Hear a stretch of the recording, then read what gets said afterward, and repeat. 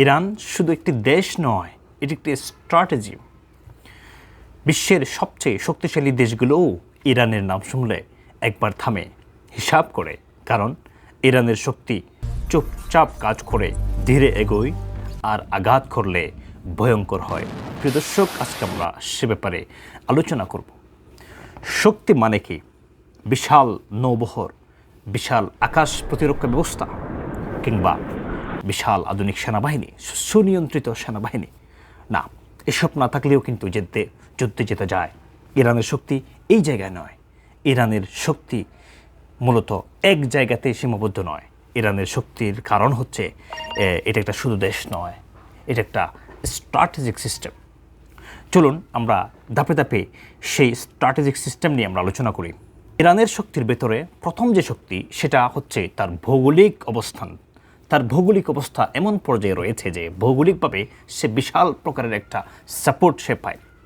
প্রথম যে ভৌগোলিক সাপোর্ট আমরা যদি আলোচনা করি, সেটা হলো তার রয়েছে হরমুজ প্রণালী।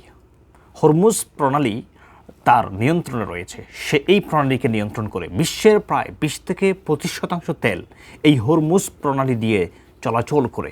এই পথ অস্থিতিশীল হলে পুরো বিশ্ব অর্থনীতি কেঁপে উঠবে।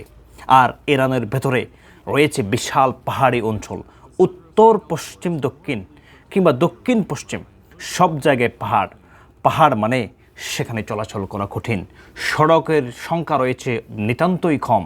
আর গোপন অস্ত্র লুকানোর যে একটা যে আদর্শ জায়গা, সেখানে তারা ভিত তৈরি করেছে। এখানেই আসে মূলত গুহা টানেল সিস্টেম। এই গুহা টানেল সিস্টেমটা কি? সেটা হচ্ছে পাহাড়ের ভেতরে পুরো গোপন ঘাঁটি, মিসাইল অস্ত্রভাণ্ডার, এবং এমনভাবে এটাকে তৈরি করা হয়েছে যা বোমা কিংবা ড্রোনে সহজে ধ্বংস করা যায় না। আমরা 2025 সালের 22 জুন আমেরিকা যে সেখানে B-2 বোমারু বিমান নিয়ে আঘাত করেছে ইরানের 3টি স্থানে, সেখানে কিন্তু ইরানের অস্ত্রভাণ্ডারকে, বিশেষ করে পারমাণবিক যে অস্ত্রভাণ্ডার, সেটাকে ধ্বংস করা যায়নি।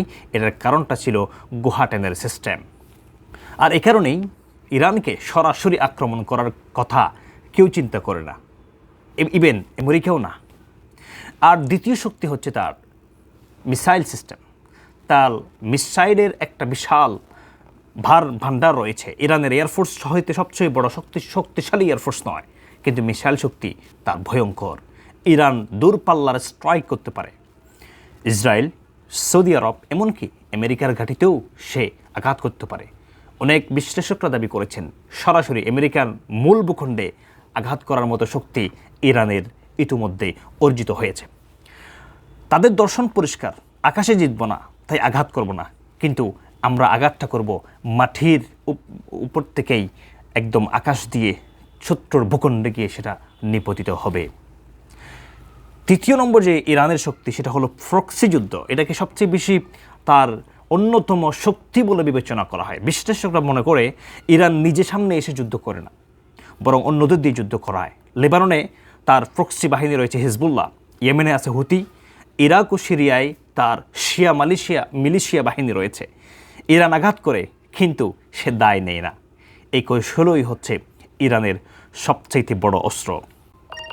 প্রদর্শক, চতুর্থত ইরান যে শক্তিশালী, তার চতুর্থ কারণ হচ্ছে স্বনির্ভরতা। আমাদের বিশ্বে, বিশেষ করে বর্তমান বিশ্বে পৃথিবীর বিভিন্ন দেশ শক্তিশালী হচ্ছে। বিশেষ করে সৌদি আরবের কথা যদি আমি বলি, তার বিশাল অস্ত্রভাণ্ডার রয়েছে, কিন্তু সবগুলো হচ্ছে ইম্পোর্ট করা, অন্য দেশ থেকে টাকা দিয়ে কিনে আনা। কিন্তু ইরান সেদিক থেকে একেবারে ভিন্ন। ইরানে রয়েছে নিজস্ব সামরিক সরঞ্জাম তৈরির কারখানা কিংবা প্রযুক্তি। দীর্ঘদিন নিষেধাজ্ঞা ছিল ইরানের উপরে, কিন্তু সেটাকে ইরান পাত্তা দেয়নি, বরং সেটাই ইরানকে আত্মনির্ভর বানিয়েছে। ড্রোন, মিসাইল ফ্যাক্টরি সবই নিজেদের তৈরি। ইরানের বিশেষ একটা ড্রোনের কথা যদি বলি, সেটা হলো শাহেদ ড্রোন। খুবই সস্তা তুলনামূলকভাবে অন্যান্য সামরিক সরঞ্জামের তুলনায়, কিন্তু মারাত্মক কার্যকর। এই ড্রোন দিয়েই যুদ্ধের ব্যালেন্স বদলে দেওয়া যায়। ইরান সুপার পাওয়ার না, কিন্তু ইরান এমন এক শক্তি যাকে উপেক্ষা করা যাবে না। ওরা হিসাব করে চুপচাপ থাকে, আর সঠিক সময়ে তারা আঘাতটা ঠিক জায়গায় তারা করতে পারে এবং করে থাকে।